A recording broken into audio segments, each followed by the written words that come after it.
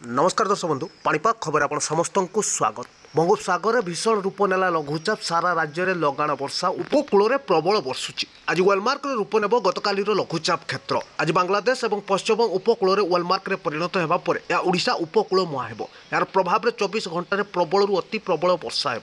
उपकूल समेत उत्तर में प्रबल वर्षा पाणीपाग केन्द्र सूचना देछि। सृष्ट लघुचाप क्षेत्र प्रभाव में आगामी किछि घंटा मध्य हालुकारू मध्यम धरणर वर्षा सह केतेक स्थान में प्रबल वर्षा जारी रहिबो। कोरापुट नवरंगपुर कलाहांडी रायगड़ा कंधमाल गंजाम गजपति समेत मयूरभंज बालेश्वर भद्रक जाजपुर कटक ढेंकानाल केउझर सुंदरगढ़ देवगढ़ अनुगुल संबलपुर सोनपुर बरगढ़ और झारसुगुड़ा जिला को पाणीपाग विभाग आगामी किछि घंटा मध्य बिजुली घड़घड़ी सांगक वर्षा संभावना रही। हालुकारू मध्यम धरणर वर्षा सह तुआ वर्षा लगी रही संभावना रही और गोटे दुईटी स्थान में प्रबल वर्षा हेब। एने भुवनेश्वर पाणीपाग केन्द्र सूचना दी जाएगी। एपटे आगामी 24 घंटा राज्य में पुणी 5 जिला को जारी है येलो वार्निंग प्रबल वर्षा थिबारु सतर्क रहिबा पई पाणीपाग विभाग परामर्श। तलिया अंचल जलबंदी समस्या सह देखा मिलपे फ्लाश फ्लड। तबे निश्चय जानतु एबे लघुचाप क्षेत्र केउ आड़कू गति करछि। गति करबा सांगकू ओडिशा रे केबे लैंडफॉल करिवो से नै पाणीपाग केन्द्र एबे कोल्ड रिपोर्ट जारी करछि। यह 24 घंटा केउ 5 जिला को जारी है प्रबल वर्षा नै येलो वार्निंग।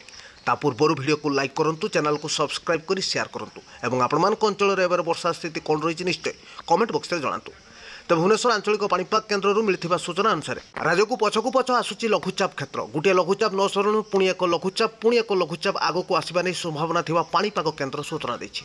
तो 22 तारिख बेल को आउ एक लघुचाप क्षेत्र सृष्टि हो पारे बोली संभावना करछि भुवनेश्वर आंचलिक पाणीपाग केन्द्र। एपटे सृष्टि होइतिबा बांग्लादेश उपकूल में लघुचाप क्षेत्र भीषण रूप नहीं घनीभूत होउछि एवं आज वेलमार्क लो प्रेसर बा सदृश लघुचाप क्षेत्र में परिणत हेब एवं पश्चिम उत्तर पश्चिम दिगरे गति करी बांग्लादेश उपकूल पश्चिम आड़क गति करिवो एवं यह गांगेटी पश्चिम उपत्यका दे झारखंड आड़क गति कर संभावना रही। जार प्रभाव में ओडिशा रे लागी रहिबो लगाण वर्षा। आगामी 20 तारिख पर्यंत राज्यर अनेक स्थान में हालुकारू मध्यम धरणर वर्षा प्रत्येक स्थान में प्रबल अति प्रबल वर्षा जारी रहिबो। एने सतर्क रहिबाकू पाणीपाग विभाग परामर्श। तेज 24 घंटा प्रबल वर्षा नहीं केउझर सुंदरगढ़ देवगढ़ संबलपुर और झारसुगुड़ा जिला पाणीपाग विभाग येलो वार्निंग जारी होइछि।